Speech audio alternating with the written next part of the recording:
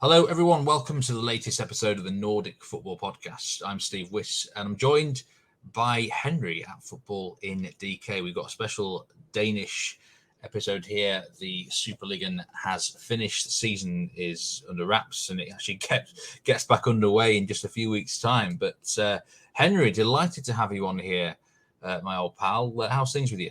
Yeah, cheers. Pretty good. I've had a chance to unwind after the end of the season and just let it marinate a bit. So hopefully, these thoughts will be a bit more considered than if you'd got me just after the final whistle of the final game. You always said, I'll give you credit here, that FC Copenhagen were going to win the title. You've always had that on your back throughout the whole season, and in the end, you were proven correct. It was a close finish in the end. Just before we sort of go in detail, thoughts overall from the season? Did it get your juices flowing? How excited were you about this whole campaign?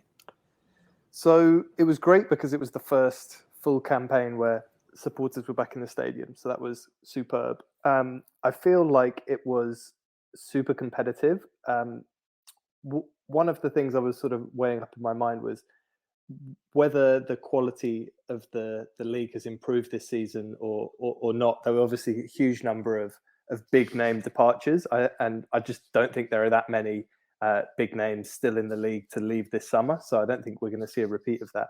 And the conclusion I drew is that I feel like the league as a whole has got stronger this year. I feel that there's been a lot more competition. The traditionally smaller teams have been taking bigger scalps. You know, the two promoted teams did exceptionally well, and that came at the expense of the kind of dominance from the top two or top three, perhaps. But I still think it was an enormously enjoyable season, and you know, even though it technically went to the final day. I think there needed to be a 9 or a 10 goal swing on the final day to sway it, but it did go to the final day, and so it was really an exciting season for me. And also, it was the first season where didn't need to scramble round for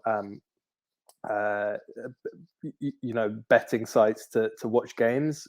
It was fully available across numerous free-to-air platforms to watch in glorious HD. So that was a real highlight for me. I'm sure you can empathise with that experience. Certainly, indeed, yes. I mean, it's an interesting season in Denmark because it's the only Scandinavian league that runs on a normal European schedule. There is quite a significant winter break, isn't there, Henry? Is it like a month or 6 weeks?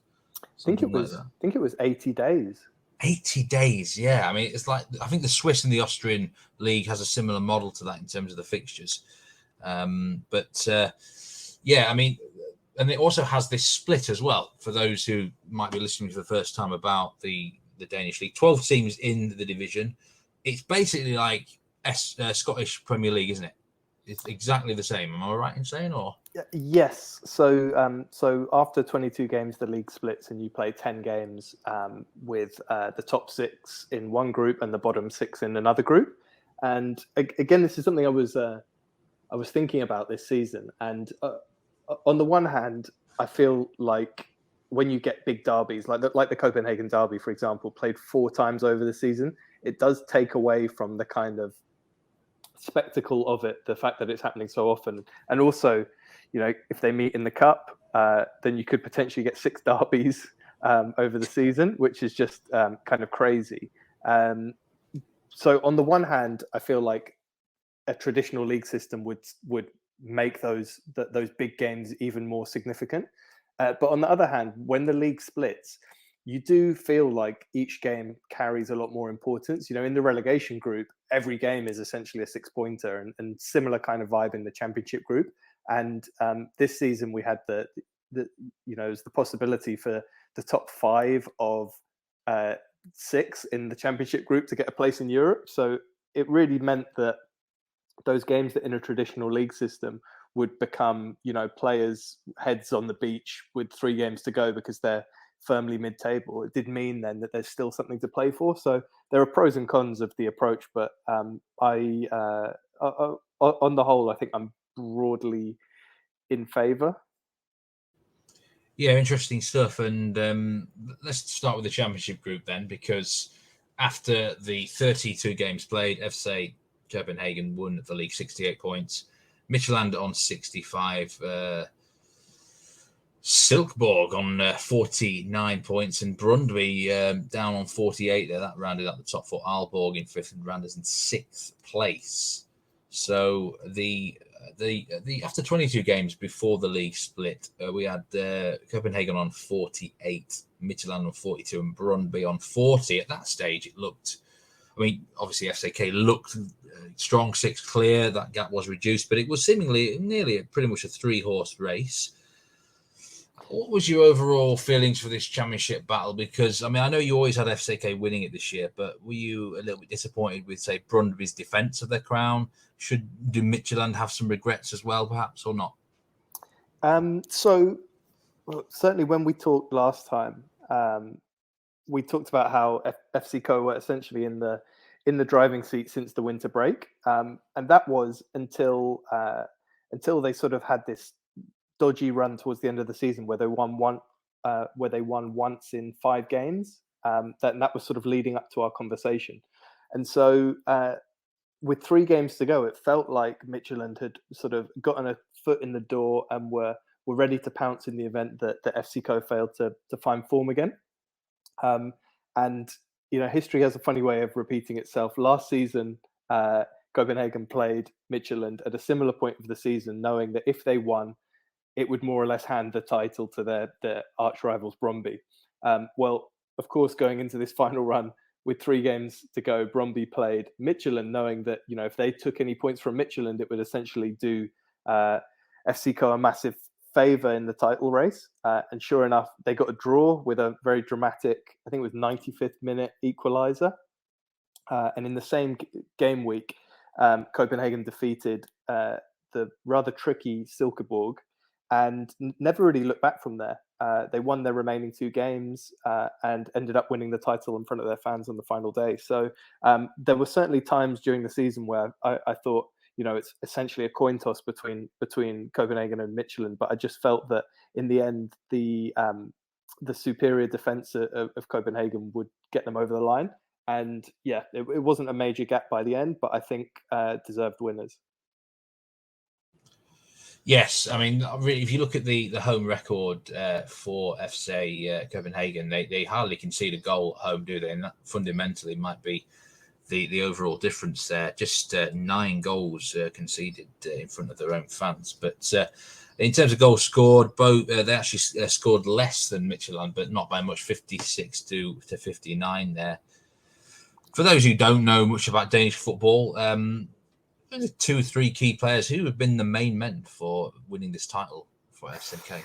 Well, I think obviously starts at the back, and Kamil Grabara, formerly of Liverpool, he was on loan in the league at Aarhus last season, and Copenhagen signed him over the summer, and he's kind of really sort of grown into his role to the point where by the end of the season, I mean, we're going to talk about him a bit later, but by the end of the season, he broke records for clean sheets.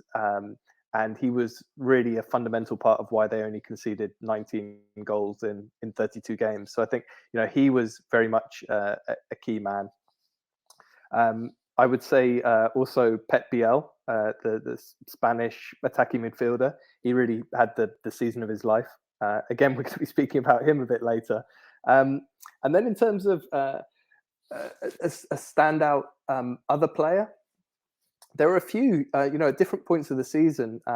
Jens Stager was chipping in with goals. Lucas Lerager has been fantastic. I think David Kochlava, the centre back, has also been important. But I think one of the themes of Copenhagen's season has been the fact that they lost key players throughout it, either to sales or to injuries.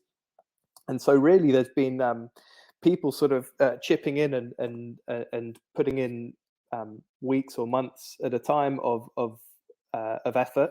But I'd say that Grabara and Pep Biel have really been the 2 kind of standout performers this season. But there's been lots of other notable ones, Kevin Dix as well. So yeah, they've really sort of come together. Obviously, Midtjylland did ultimately push them fairly close. towards the end, although it never really felt that they were going to beat them. But behind that, I mean, 68 points to 65. It's not a mega amount of points to win a league, is it? It's not bad after 32 games. But, I mean, 8 draws and 4 defeats for FCK.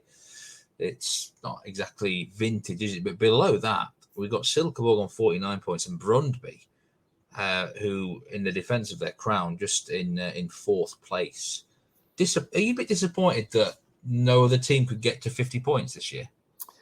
I think given how the season panned out, I mean, you have to remember with Brøndby, they lost Jesper Lindstrom last summer, who was their kind of probably their star player, and then in January they sold their top scorer, not only top scorer from the previous season, but leading the way in the top goal scorer for the current season. Mikael Jura went to Philadelphia in MLS. So over the course of the season, they kind of lost their 2 key players, and they had a really quite a poor start to the season. They were obviously playing in Europe, and that wasn't helping them at all. And they went on this terrible run, and then towards the end of the season, they really kind of brought it back and put together a run of 7 or 8 pretty good games. Was starting to find their feet, and I feel like when they add a competent goal scorer, because they really struggled for goals. When they add a competent goal scorer, which surely will happen this summer, I think they'll be more competitive. So, given the circumstances they found themselves in, lots of injuries, there were some COVID absences as well throughout the season. I mean, the same goes for lots of teams, but that they were particularly hard hit from memory. Given how everything transpired, I would say 4th is actually pretty good, and it was a very competitive season. There were lots of good teams kind of in that zone. So yes, I would say I'm not massively disappointed with how they performed. I think it was probably on a par for the squad and the team they had. Bit of praise for Mitchell and Nan, 2nd place, solid performance. They won the Danish Cup, didn't they, as well, Henry, on penalties, I do believe. So for them, was that an acceptable campaign? Yeah, I mean, I think winning the cup is a sort of a good second prize for the season, and I definitely think they ran FCK close. Certainly, the addition of Anders Dreyer, who is a player they sold sort of a few weeks into the season, and he was looking fantastic. They sold him to, I believe it was Rubin Kazan. And obviously, all the kind of the foreign players from the Russian league have been finding other teams, and so he came back to Midtjylland and was probably their, if not their best player in the top 3 for the season, despite missing so much of it by transferring. And I think he really sort of kick-started their attempts to get back into the title race. And you know, they're a very good team, man for man. They're pretty close to Copenhagen, so it doesn't surprise me that they came so close. And yeah, it's going to be interesting seeing whether either they or Copenhagen or both of them can get into the Champions League group stage next season, because I really think the Danish league needs a team in the Champions League next season, having had none this season. You might not know the answer to this, and I'm putting you right on the spot here, Henry, but at what stage do both of those enter the qualifying for the Champions League? Do you know at all? I think I do know this, actually. I think Copenhagen go in as the seeded team in the final playoff round. Right. So I would give them at least a 50% chance of progressing, looking at the unseeded teams that they're potentially up against. And I believe Midtjylland join at the 2nd qualifying stage, so they would need to play 2nd, 3rd, and then playoff. So 6 matches in theory to get into the group stage. So yeah. I was looking at Buda Glimt's Twitter today, and they were showing the pathway for these rounds and what happens if you win or lose or whatnot. I mean, for them to reach the group stage, they've got to get through 4 matches, so 8 legs basically. So it is easier for the Super League. Of course, it has a much better coefficient overall than Sweden or Norway, so that helps. It does for next season, but I believe the following season, the coefficient place drops out of the top 15, and I think the top 15 is kind of where the magic happens. But between 15 and 20, you then go back or lose a place or something. So we really need some more teams to be putting coefficient points on the board. This season just gone, FC Code did much of the heavy lifting, but as we'll talk about later, there were some teams who bombed out quite early. Yeah, I mean, Randers did their best, didn't they? I suppose, give them a bit of credit, but they were fantastic. I mean, they made it through to the knockout stages of a European tournament.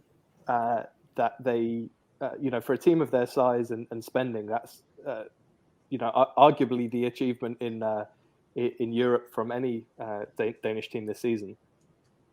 Yeah, fair play to them. Let's talk about the bottom half of the table then, the relegation group.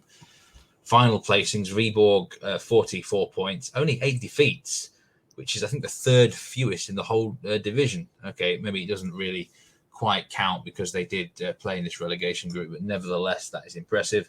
Odense on 38 points, Nordsjælland on 36, Aarhus on 30 points. That seems pretty poor for them this year. Just survived by 1 point. Vale, I always get these two. I can't pronounce these two. You're going to tell us which two teams went down automatically, because I never get these two right. Yes, it was Vejle and Sønderjyske. Vejle, that's it. Sønderjyske. Anyway, really, my first question here is just how poor is the bottom half of the table in the Danish Superliga, would you say, overall? I mean, how to answer that question? I mean, I would say Viborg. Taking Viborg, for example, that they were promoted to the Superliga, this previous season, and they not only lost their main number 9, who was their top scorer at the time. He was sold in January. They also lost their manager mid-season. So Aalborg took their manager Lars Friis midway through the season, which lose your manager who got you there and lose your number 9. You're going to struggle. And they still managed to not only win the relegation group, but they also won the playoff to get into Europe. So they're going to be playing in Europe next season, which is an extraordinary achievement.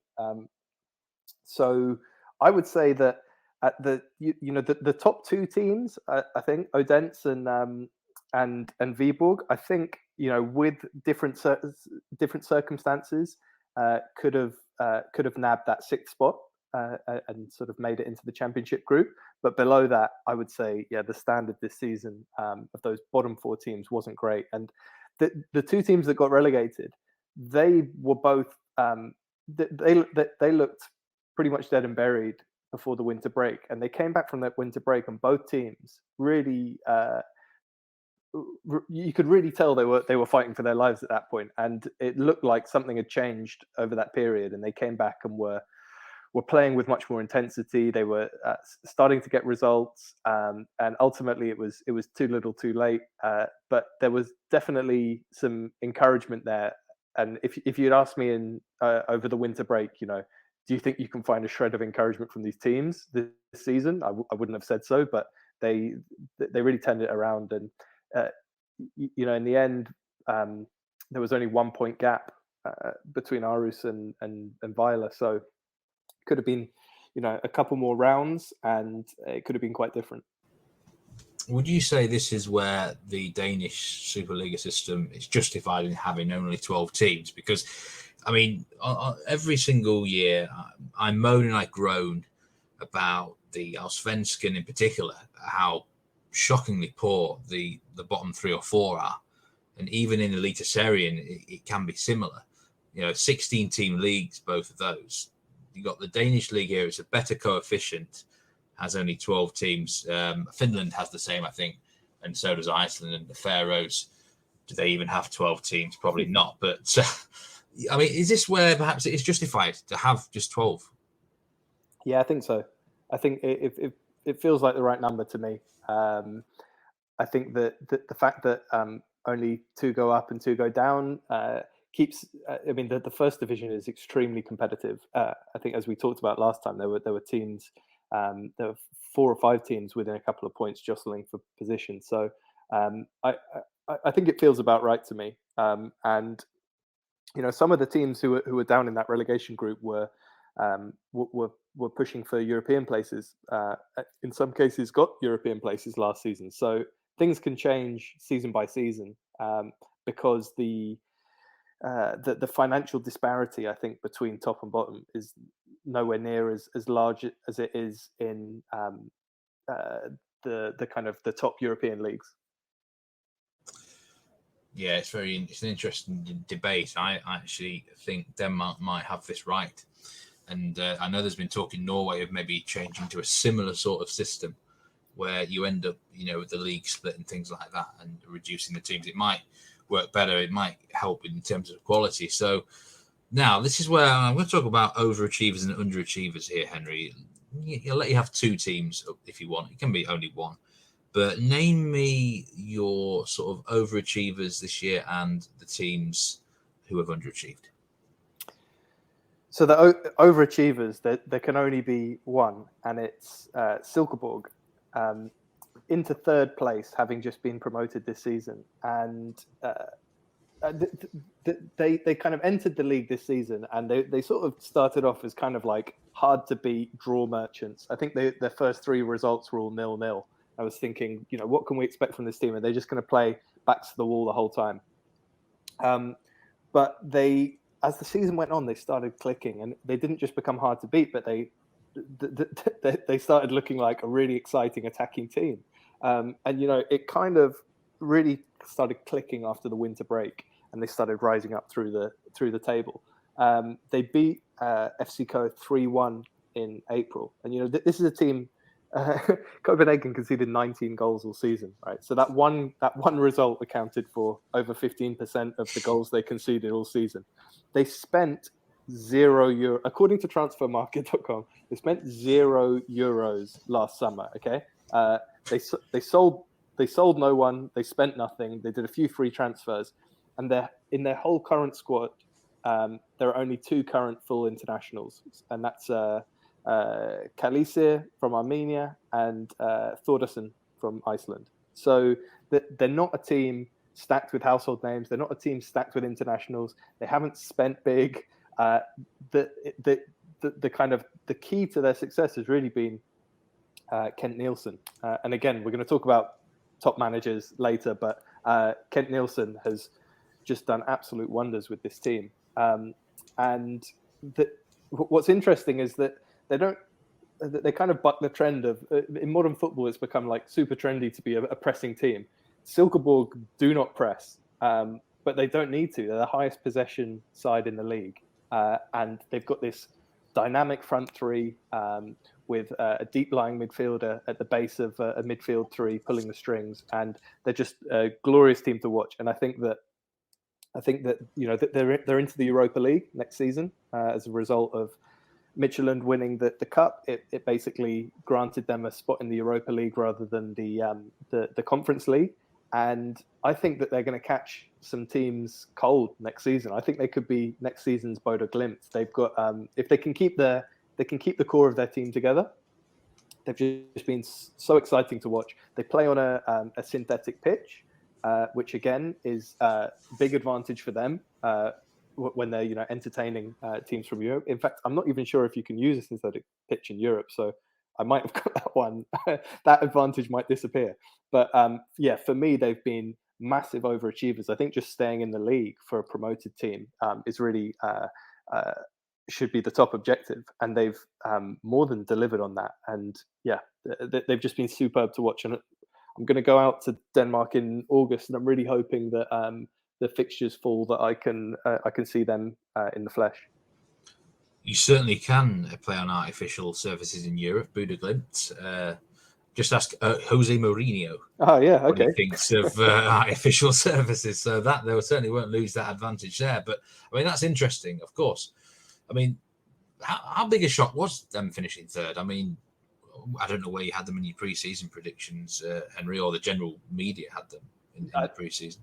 I think most people had them somewhere between 9th and 12th. Really? To be honest, just because It's a huge shock then.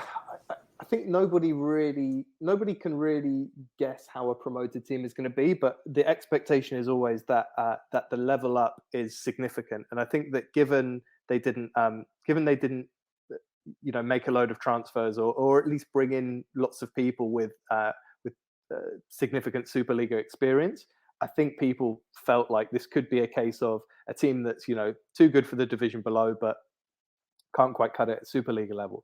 But I think actually what it shows is just having the value of having a manager who can get more than the sum of the sum of the parts out of the team, and has a real sort of clear system that he likes to play.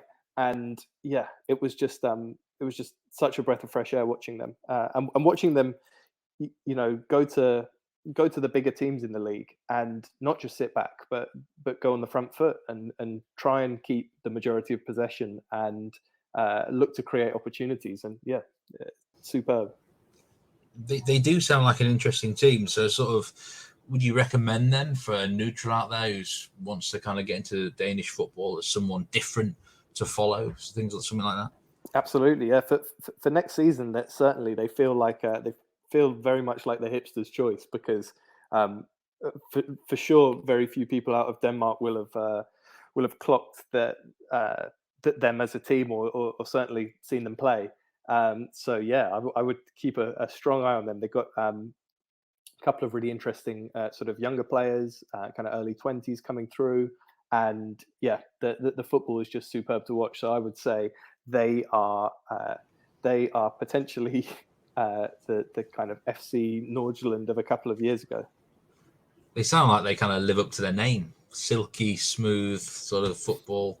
Henry, but an interesting side for sure. Definitely. The overachiever of the season, clear overachiever of the season. Very much, and fully deserved. Yeah. And how about an underachiever, or even two? Right. Well, I think, unfortunately, and I say unfortunately because I don't want to sound like I'm being harsh on them, because I really like their approach. I like them as a club, FC Nordjylland, but honourable mention to them, because I think finishing 9th is definitely below their true level of talent. There were mitigating circumstances. Obviously, they're by far and away the youngest team in the league, I believe. And that kind of lack of experience was addressed in the January window. They brought in the Randers captain, Erik Marksen, and a couple of other players, Hansen, the goalkeeper, from Aalborg, and they addressed that. So the way they finished the season wasn't disgraceful by any means. They sort of, it was clear, I think, that the ship had been turned around, but certainly I didn't have them finishing 9th, and I think that they will want to get back into the Championship group as quickly as next season. But for me, there's only one winner in terms of underachievers, and it's got to be Aarhus. They finished a point above relegation. They got knocked out of Europe in the first round by a team called Larn from Northern Ireland. That was over 2 legs as well, so it wasn't just like one disaster game. That they were beaten fair and square. They only won 6 games all season, and they've only had 1 win this calendar year. And even that one, they were 2-0 down and only won with a 92nd minute goal. They've had the second fewest goals scored, the fewest shots on target per match of any team, the fewest big chances created of any team, the fewest accurate passes per match. So almost any metric you look at, bloody hell, there's 2 teams worse than them. I mean, yeah, believe it or not. And the thing is, going into this season, relative to Superliga terms, but it felt like there was quite significant investment in the team. They brought in a striker, Kermanowski, who sort of came in with this real goal-scoring reputation. He's got 2 goals in 25 appearances in Superliga. They bought Erik Karl from IKOR in the Allsvenskan, and to be fair, I mean, 1.3 million is 1.3 million euros is a lot of money for a Superliga team. To be fair, he was actually one of their better players, but there's a limit to what a left back can do. They bought Mikael Anderson for 1.7 million from Midtjylland, and of course Jack Wilshere came in January, and he still hasn't won a game. He's had 14 games. He's still not been on the winning side. And at the end of the season, they parted ways with David Nielsen, who was very popular with the fan base. Personally, sad to see him go. He's clearly a good guy. He got the fans were told that he was going to be parting ways before the final game, so he got this great send off. But really, it was an abject season all round from Aarhus. And given how last season panned out, where they won the European playoff at the end and got into Europe and looked like one of the top teams. It's really been abject from them this season. Yeah, that sounds like a really poor campaign. It kind of reminds me of what Brann did in Norway, actually. A team that was perhaps expected to do an awful lot better, decent reputation. And of course, in Brann's case, they actually ended up getting relegated. But Aarhus survived by the skin of the teeth by 1 point. Yeah. We will have a little break right now. Join us after the interval, though, because we're going to have Henry's team of the season. We're also going to have his suggestions for manager of the season, stuff like that, and looking ahead briefly towards next season. So see you after the break.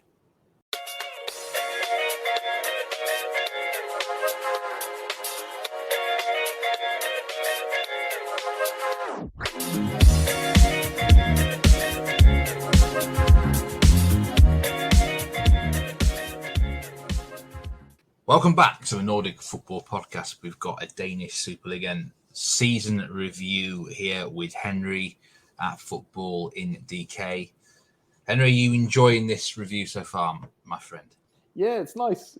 Having spent so much time watching games, thinking about games, talking about games, it's nice to sort of reflect on it as an entire body of matches and sort of think about how it all panned out and the highs and the lows. So yeah, it's a nice reflection. It is. It certainly is. Indeed. And now we're going to move on to your team of the year. And you sent me this over just before we went on air, and I didn't see this tweet back in May. Somehow, it escaped my attention. Let's say, because the formation here is. Well, let's just say it's almost Football Manager-esque in its experimentations. We've got 3 centre-backs, 2 centre midfielders, in your words, 4 attacking midfielders, and a striker. Let's call it 3-2-4-1. It's a very intriguing thing indeed. So, first of all, I'm guessing this is just to get in the players that you feel deserve to be the best 11 the whole season. Yeah, good managers should have a formation and then pick players to it. I am not a good manager, so I'm letting the players lead the way here. And that if there's any position where there was just a lot of competition for places in the team of the season, it was at that attacking midfield / wide forward position. And so I found the one formation I can where I can crowbar 4 of them in with 2 more traditional central midfielders behind. The good news is there weren't that many strikers to choose from this season, and so I was able to go there. And 3 defenders, one of which is actually a left back, but I've asked him to fill in at centre back so that he can be in the team of the season. And let's hope he obliges. Okay, well, let's start with the goalkeeper then. And you've gone with Grabara. We talked about him briefly earlier. It's fairly self-explanatory, this one, I suppose, isn't it? Yeah, and to be honest, in the first couple of months of the season, I've got to be honest, I wasn't convinced. He's very much a kind of agility keeper rather than like a colossus commanding his area. And I was kind of pleasantly surprised to be wrong, as he comfortably grew into to being the top goalkeeper in the league over the season. He broke a record for going the most number of minutes without conceding. So he went 704 minutes at one point in the season without conceding. He made his debut for Poland during the season, and Poland have a lot of good goalkeepers. If you think, Fabianski, you've got Wojciech Szczesny. So unseating them for a place in the Poland team is fantastic. And I think that, looking back on it, 23 clean sheets in 44 appearances, as well as having the highest save percentage, again by some distance, close to 80%. It really just paints a picture of what was a fantastic first season for him in Copenhagen. Who would be your sub-keeper if you had to pick one? It would be Jakob Rinner from Aalborg.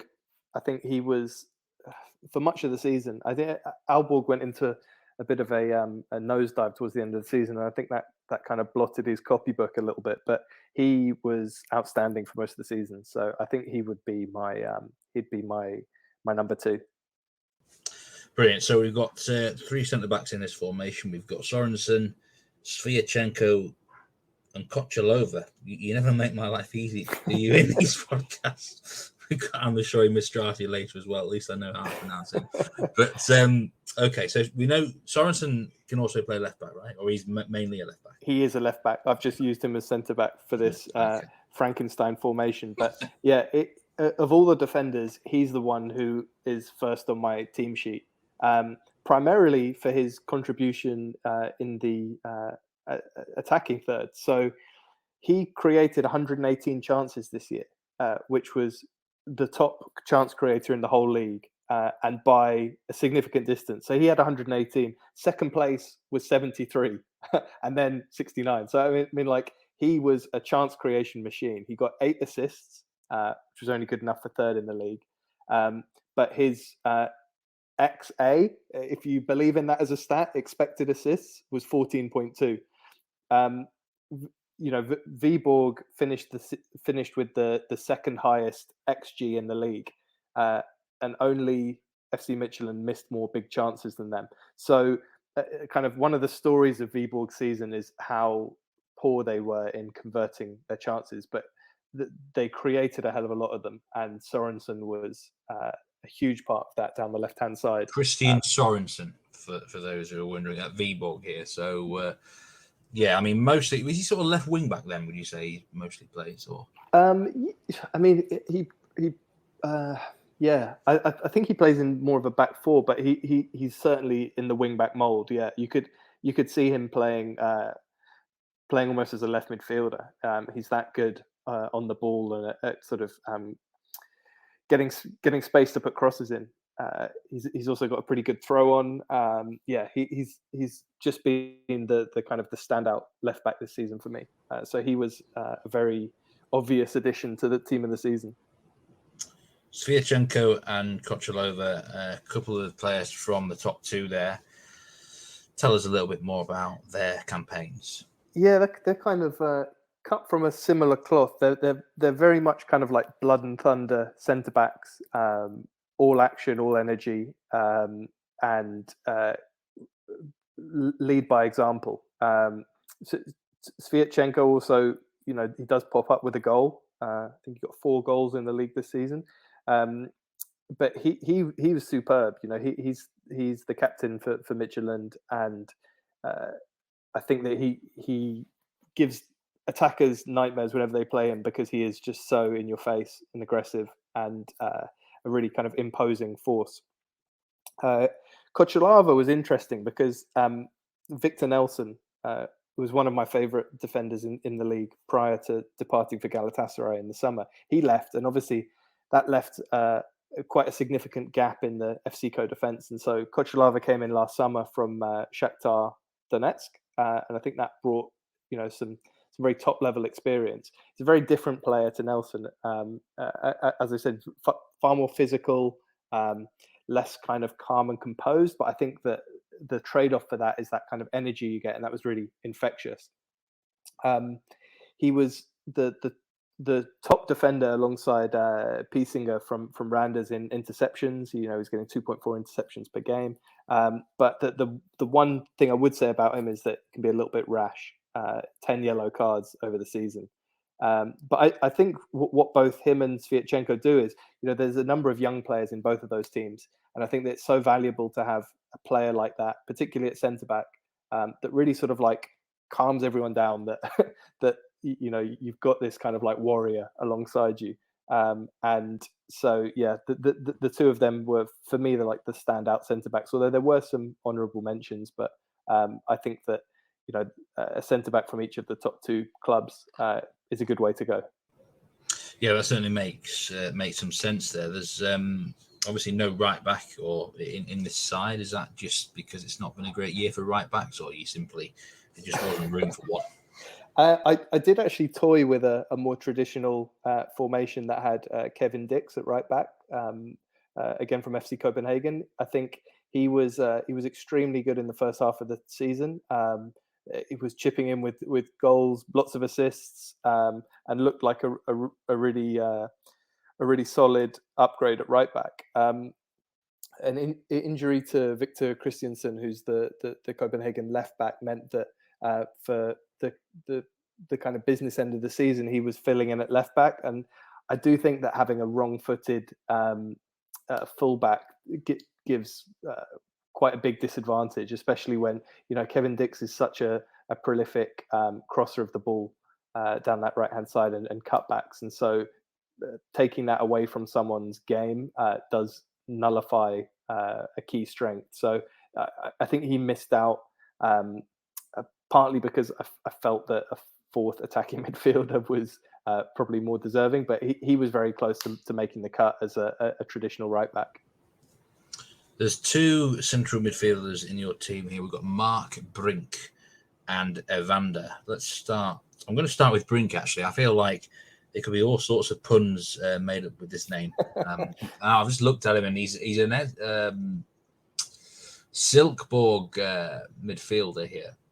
Yeah, so Silkeborg's front three are the ones who have you know, attracted most headlines this season. But Mark Brink's been such an important part of that system. He's almost the feeder for that front three. He doesn't get assists. I think he got one assist all season. It was an absolute beaut. It was a kind of like Beckham-esque sort of deep cross into the box. But that side doesn't get a lot of assists. But he's so key to keeping that front three provided with service. He's first in the league for most accurate passes per game. So about, or you know, close to a pass a minute. And I saw a chart that Bashir Ali, who's at Bashir OPS on Twitter, go follow him. He's great.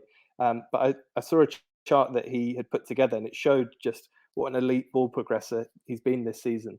You know, head and shoulders above the competition, and he really feels like a almost like a throwback central midfielder, kind of in the mold of a Xabi Alonso or a Pirlo, who sits deep but isn't necessarily a ball winner, is much more of a ball player. And yeah, he's been a really key part of that team. So Evander then is the other midfielder, and I saw a recent tweet from you suggesting that he might be far too good for the Danish Superliga now. So I'm guessing this is a serious candidate for even player of the season. Yeah, I mean, he's phenomenal. I was surprised he didn't go last summer, and I think that I could certainly see him going this summer for, you know, in excess of 10 million euros. I think he's that good. He's got this kind of beautiful combination of, he's a really elegant player to watch. He's Brazilian, so he's got that kind of natural sort of flair that comes with being a Brazilian midfielder. But he's also super productive. You know, he was the third top scorer in the league last season from central midfield. Got 12 goals, 6 assists, second in both chances and big chances created. And what's great about him is that, you know, he's got a long range goal in him all the time. So he's always a threat from outside the box. but also he's fantastic at set pieces, really press resistant, superb close control. He's just an all-round great kind of more attacking central midfielder, but played in a central midfield three as the more attacking of the three. He's he's been a real standout player, but both in the league and for Midtjylland. So I think he's 24 around there. So for me, he's the kind of the next 10 million plus transfer from the league. Yeah, it sounds like he's a major candidate for that. He makes your team of the season.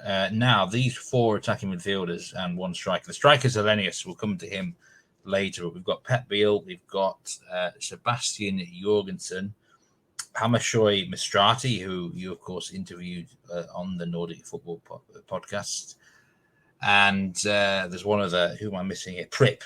Luca Prip. Yeah, he's the 4th player. So, I mean, these sound like very exciting players, Henry. And Pep Biel, didn't he just win your goal of the season? Yeah, he did. That was the match I watched with you, wasn't it? It was, yeah. Incredible. Yeah, it was. So yeah, I did. I took all the official goal of the weeks throughout the entire season, which was a shame because there were certain times where I felt the best goal that week didn't win the official vote. But that aside, I took all of the official goal of the weeks and pitted them against one another in a World Cup style competition. And Pep Biel's goal against Brøndby from well outside the box in round 26, I believe it was the winning goal. And yeah, he's arguably been player of the season, across the whole league. Certainly the leading player for Copenhagen in a championship winning season. And I think that for him personally, he's had the season of his career. He's really kind of stepped in to create that goal threat.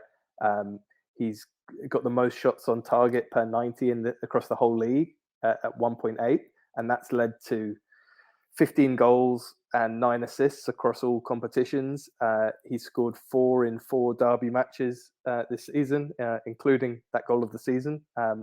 But there was another one that was in the goal of the season semi-final, which was in the other derby against Brøndby. So he's both a scorer of a number of goals, a scorer of great goals, but also a scorer of goals in important matches. And I think that that last one is particularly significant. And he's quite versatile as well. So he's been played in a number of different positions, sort of in and around that front line. So yeah, he's an absolute certainty for team of the season. Predominantly, is he playing straight A mid, or does he drift a bit wide? He's really. I mean, he's played in the sort of 10 role behind the striker. He's played on the right hand side. I believe he's even played some minutes on the left. But I think most of the time he's either on the right or just behind the striker. He has also played false 9, I believe, at some point. So he's super versatile. But I think that his kind of favoured position is probably just behind the striker. Interesting stuff. Spaniard, who cost £5 million from Real Zaragoza. Yeah, that was a league record at the time, I believe. Yeah, 3 years ago now. So, is he a candidate to move on, or is he very happy? Do you think at FCK? Well, yeah, I was thinking about this the other day. I feel that because they paid 5 million for him, and because it's quite hard to extract big fees from, even for the top players, it's very. I mean, the transfer record's 15 million euros. So I feel like the return they're going to get on selling him, how much they're likely to get. I mean, I guess they could get sort of between 8 and 10 million, but it feels like the return on investment isn't going to be as significant as with many other players. So I do wonder if they might hang on to him, particularly since he seems to have, found his feet in Copenhagen in a big way. You wonder whether it would make sense for him to kind of see through a potentially a Champions League campaign.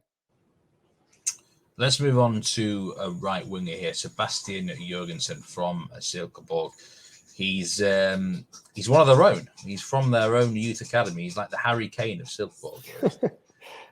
Yeah, I mean, for Silkeborg, there's another player, Nikolai Vallis, and you could have easily had him in this front four as well. He was fantastic, and it's hard to talk about Jorgensen without talking about Vallis, because they almost they work together so well and they interchange so well. I went with Jorgensen in the end, but it was a toss of a coin. But he was a really key part of that Silkeborg front line, and just so dangerous in his ability to kind of go down the right or drop inside, and there was quite a kind of fluid interchange of positions as a move was building in that Silkeborg team. So I mean, Jorgensen himself was fourth in chances created per 90. He finished the season with 20 goals and assists. So I think it was 9 assists and 11 goals. And yeah, he's just he's 21, so he's obviously there's more to come. But he was such a key part of Silkeborg getting third, and I think that as I said earlier, I think him and Vallis in particular are going to really catch teams unaware next season in Europe. We have got Luca Prip from Aalborg in your.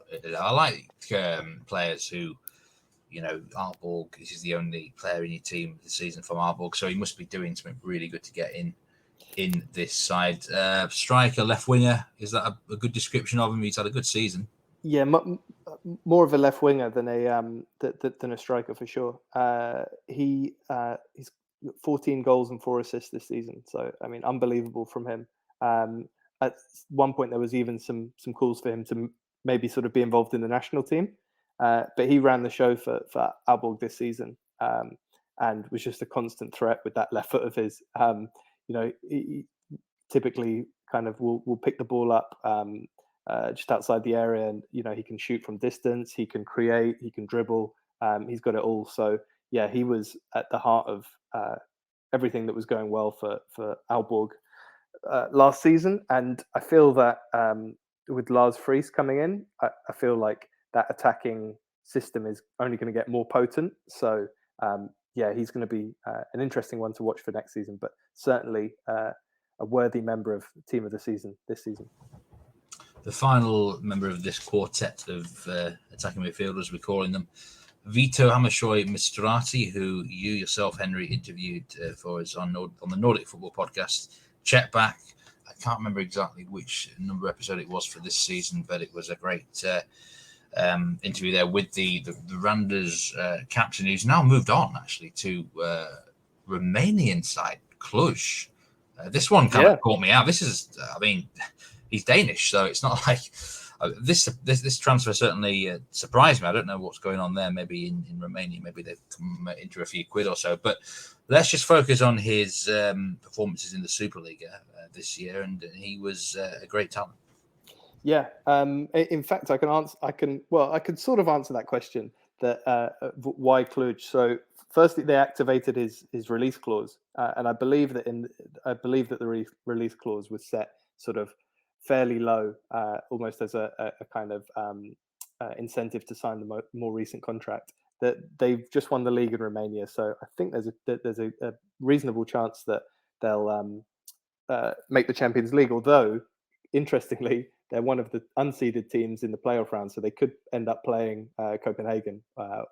So that would be interesting. But yeah, on the podcast, he actually talked about how he was approaching 30 and wanted to experience another league, potentially another culture. And he said on the podcast, Japan and Korea have interested him particularly. Now, clearly, Cluj sort of got in there before any of those other teams. But yeah, I think it's going to be a really interesting experience for him, and just like on a kind of as a kind of personal experience, I think it's going to be really interesting for him to go to a new league and have all these kind of new experiences, playing at stadiums that he hasn't necessarily been to before. And Randers played Cluj in the Conference League last season, so perhaps that played some part in why Dan Petrescu decided to make a move for him. £360,000 according to Transfermarkt. I mean, this looks an absolute snip. Yeah. I cannot believe no team in even Scandinavia is coming to meet this trans. Maybe he wouldn't have gone there, but this is a heck of a deal for Cluj, isn't it? It's a fantastic deal, and yeah, I mean, what are his big strengths? Would you say though? I mean, what are they getting out of him? Well, so last season he got 9 goals and 3 assists, which is a very decent return, across all competitions. But I think that doesn't really tell the full story of his strengths.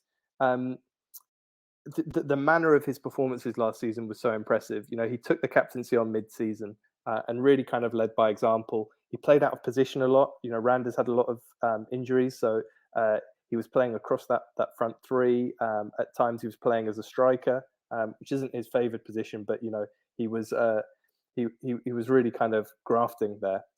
And he's just a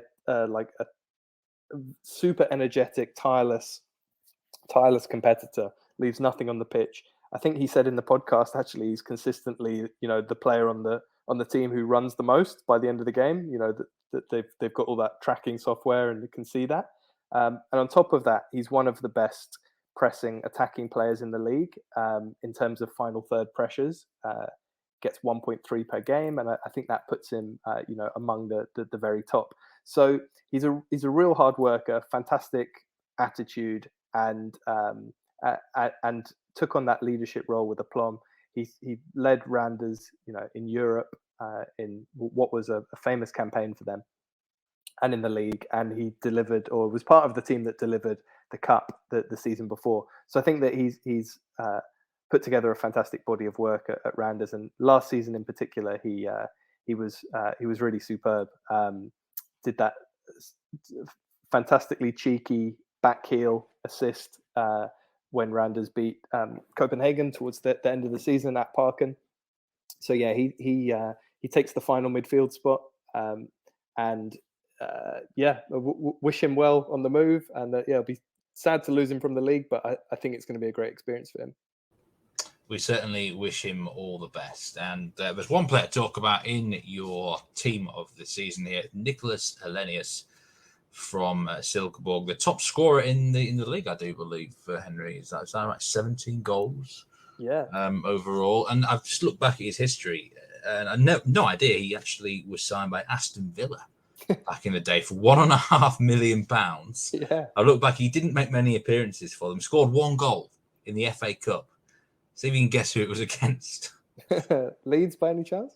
Yorkshire team, Sheffield United, actually. Okay, in the third round of the FA Cup in 2014. But yeah, I mean, he's no spring chicken, is he? At 31, so this is quite an experienced striker, Nicholas Hellenius. Big, tall lad, 1.96 meters according to Transfermarkt. I'm guessing he scores a few with his head.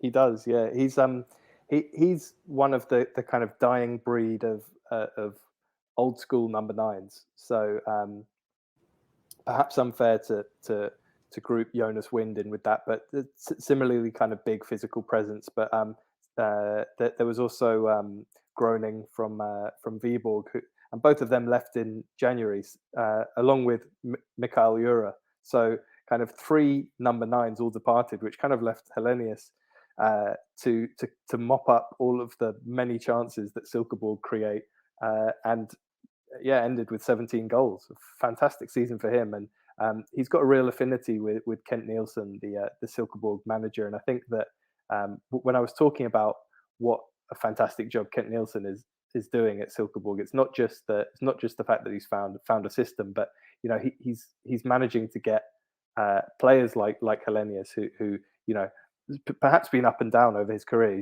He's managing to get the very best out of them, and so I think that it's just he's just the perfect perfect kind of profile, size and talent wise for that Silkeborg team. So he's really kind of found a great place after a number of moves. Do you think it kind of reminds me of Thomas Lennart Olsen's season actually for Lillestrøm in Norway last year?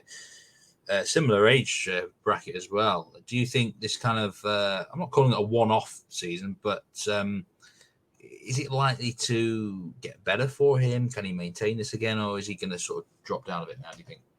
I think if the other two players in that front three remain at Silkeborg next season, I can't see why he can't do something similar. Just because the way they play, the way they're able to sort of drag defenders away and create space and create chances for him, I think he's going to continue to feast on that. And I don't have the stats to hand, but I'm pretty sure that his XG was quite close to the number of goals he scored. So it wasn't like he had a Darwin Núñez, massively outperforming his XG unsustainable season. This felt like close to what he was expected to score.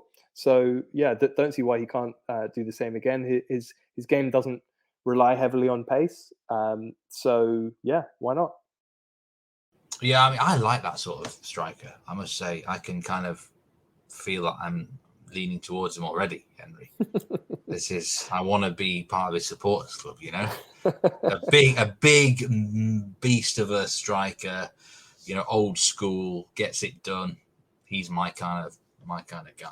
Yeah, he despite this, a bit cliche, good feet for a big man, but he is quite an elegant finisher. He's not kind of bundling it over the line. He has got some finesse there. So yeah, lovely player to watch.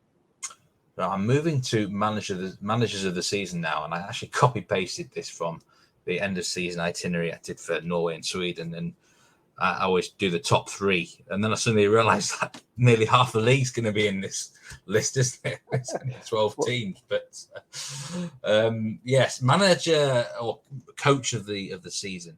Let's start with your bronze medal here, Henry. Who are you having as your number 3? So the bronze medal goes to Lars Friis, who started the season with Viborg, ended it with Aalborg. So he's getting this bronze medal primarily for his astounding work at Viborg.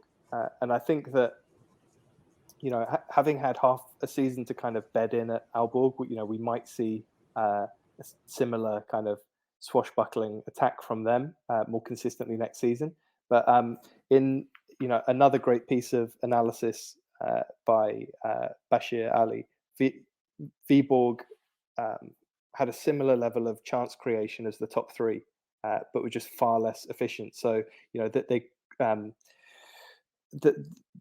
that kind of problem with efficiency at converting ultimately hurt them, and that's why Viborg finished in 7th rather than above that. And clearly Friis can't affect the ability to finish. He can't be there to kick the ball in the net, but what he can do is create the system that allows that number of chances to be created, and I think that's what he did so effectively. And he started very strongly at Aalborg. He won 5 in 8. After that, perhaps not worth talking about in this particular conversation, but I think that he was definitely a breath of fresh air, and I think that he was a big part of why Viborg are going to be in Europe next season. Strong season. I kind of like it that we've got a manager on the list here that's at 2 teams this year as well. I don't think that's ever happened, actually. How many of these season reviews that we've done, I'm trying to think back. But well done to him. Who would you have in second place for your manager of the season? So in second place, I've got Copenhagen's Jes Thorup. I think that expectations for the title in Copenhagen were perhaps never higher. They hadn't won it for a couple of years, and he had to deal with quite a lot of setbacks. He lost a large number of key players. He lost, Darami and Nelson in the summer, and then lost Jonas Wind in January. And on top of that, his captain Zeka was out for most of the season with, I believe it was a cruciate injury, and the mercurial Rasmus Falk was also injured for a large part of the season. and he also had to contend with the fact that I think he had to play 4 qualifying rounds just to get into Europe, and then the group stages. So there was a huge number of games, and so I think in that context, winning the league, conceding only 19, scoring 56, which as you said was only 3 behind the top scorers. I think that's a superb achievement. In terms of the kind of the style, how I would kind of characterize how Copenhagen played for large parts of last season, it was kind of like solid and prioritizing winning, but like not always necessarily spectacularly beautiful football. And I think that if there was a criticism of him, it's perhaps he's errs on the side of being a little bit too utilitarian. But a huge positive of what he's done there as well is it's brought through a lot of young players. That there was Højlund, who was sold in January actually to Sturm Graz, and he's been one of the top scorers in Austria since that point. But then also, William Boving, you've got Hakor Haraldsson, Rooney Bargi, Victor Christiansen. He's really blooding a lot of the academy products. And I think that's very encouraging to see, FC Co going from an older team to a younger one and winning the title and doing that. So yeah, he's unlucky not to win manager of the season, but I think that he's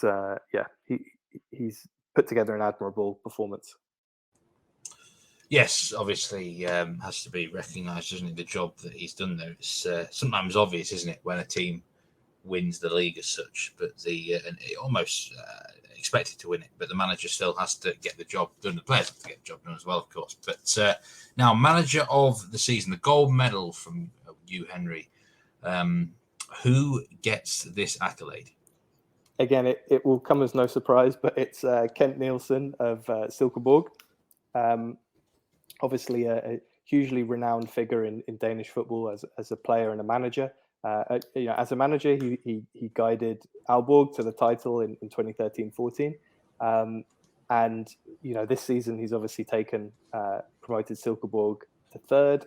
But I think that it's not just finishing third. It's it's got the third best goal difference in the league as well. So they've been worth that spot. But also they've played some of the, if not the best football in the league this season. With that 4-3-3 system, with Brink anchoring and that dynamic front three of Valleys, Hellenius and Jorgensen. So yeah, very worthy winner. We've talked a lot about Silkeborg, but he's been the architect of that success. Yeah, I mean he's 60 years old and he's coached his entire career in Denmark. There, very experienced manager. He's a bit surprised he's never ventured away from Denmark.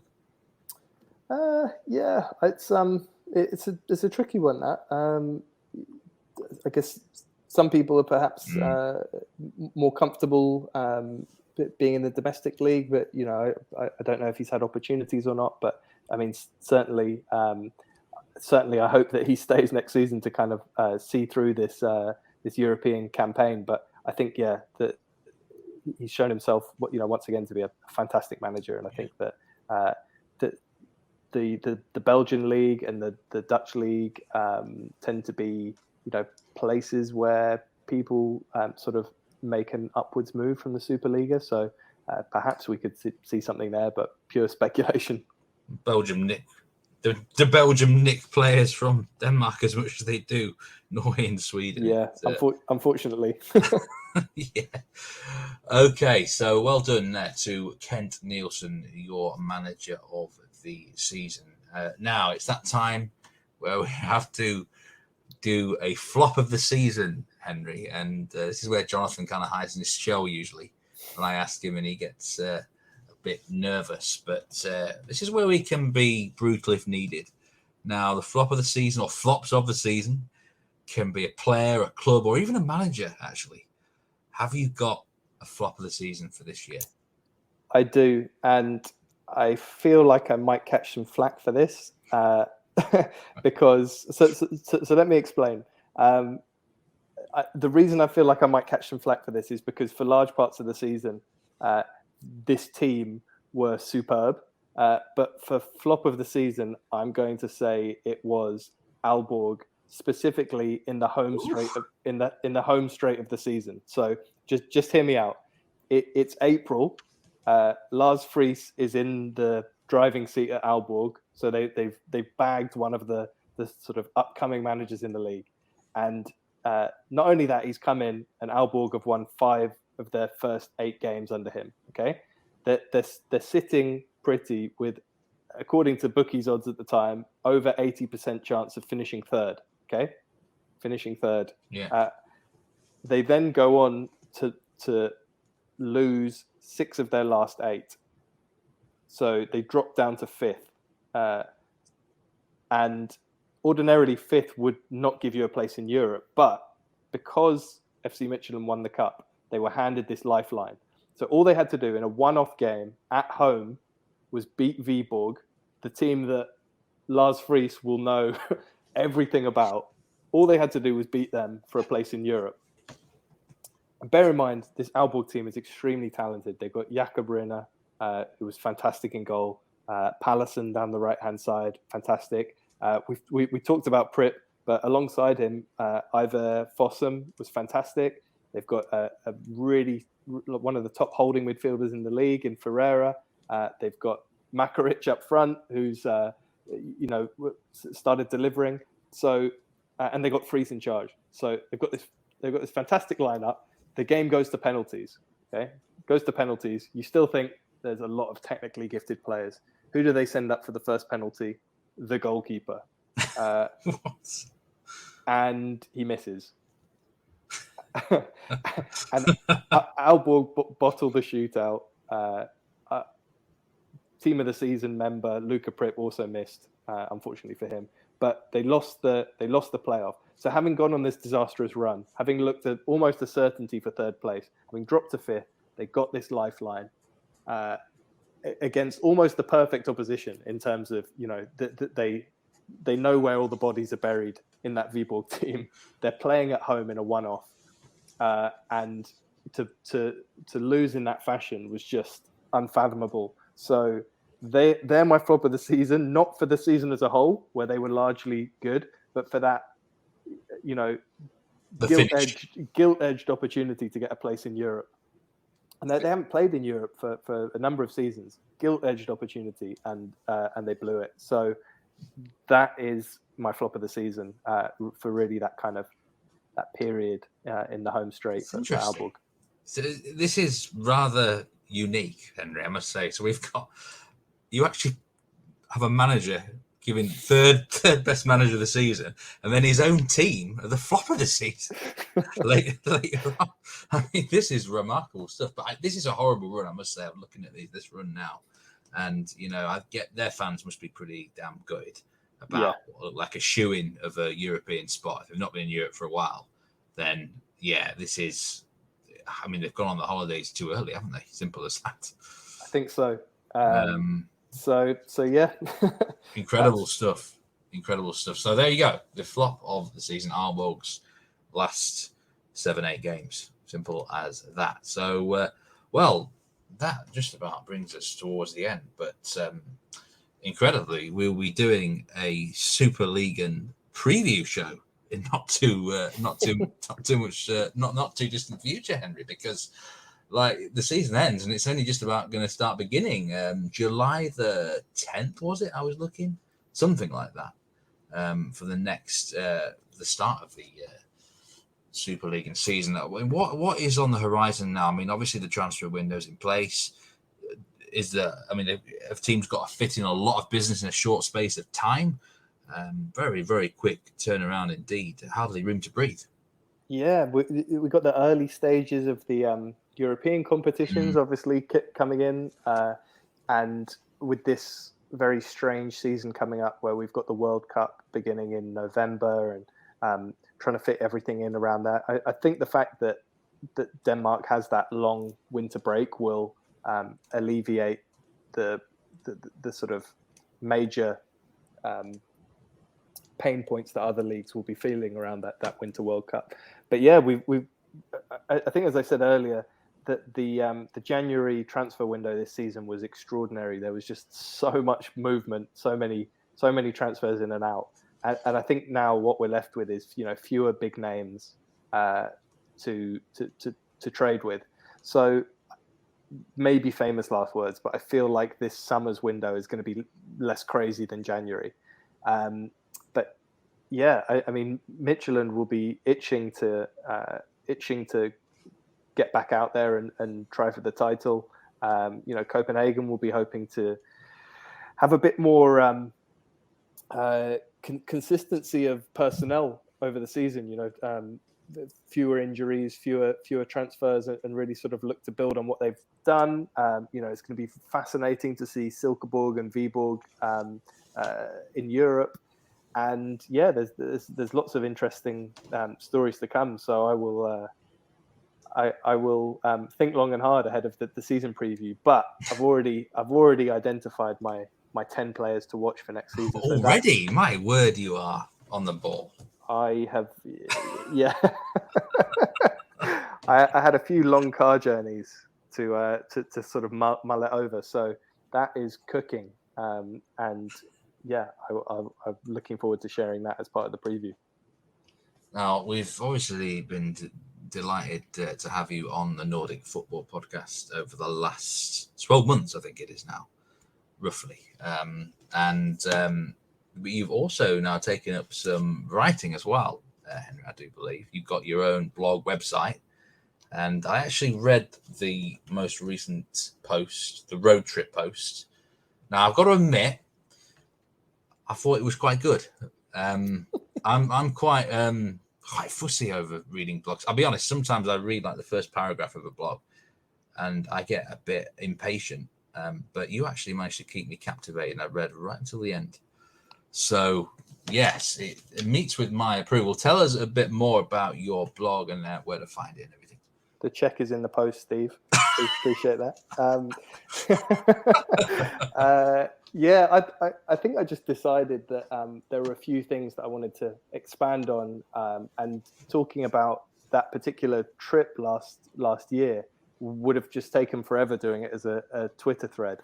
So I thought I would take the time, set up a website, and I'm not planning on being super regular with the posting. So it's certainly not going to be daily, probably won't be weekly, but I'm hoping that each month there'll be a few pieces of content for people to get into. I'm planning a few articles at the moment, and I'd rather focus on quality rather than quantity, hopefully. The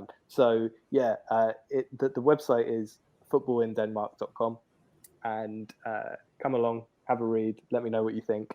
And yeah, if there's any subjects or topics that you think would be interesting to dip into, I will endeavor to come up with something. But yeah, it's just it's nice to have a bit of a long form outlet for when I can squirrel away time to write something. Yes, and do give Henry a follow on Twitter at FootballInDK if you don't already. It's a very, very good Twitter account, I must say. There's some great content and tweets from you, Henry, here, and you really have seemed to go from strength to strength. Like I said, we are very. It's an absolute pleasure to have you on the show.